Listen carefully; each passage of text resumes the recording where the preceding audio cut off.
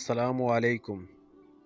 इंसान की फ़ितरत होती है कि जब आप उसके सामने दो दफ़ा से ज़्यादा अपनी तकलीफ़ बयान करो तो वो उकताने लगता है और कहने लगता है कि ये क्या तुम हर वक्त अपना रोना रोते रहते हो।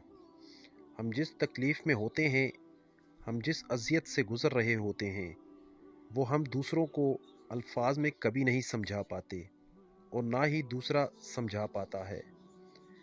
जब आपको जिस्मानी चोट लगती है तो दूसरे उसे देख तो सकते हैं पर महसूस नहीं कर सकते, फिर चाहे चीख चीख कर ही आप दूसरों को तकलीफ़ क्यों ना बताएं।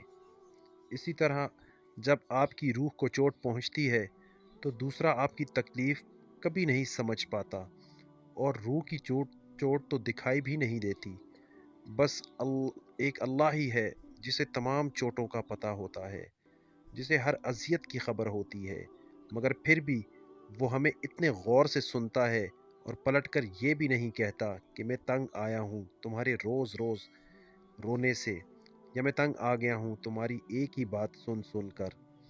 बल्कि वो कहता है, बोलो मेरे बंदे, मुझे तुम्हारा बोलना अच्छा लगता है, मुझे तुम्हारा मुझसे बातें करना, मुझसे मांगना अच्छा लगता है।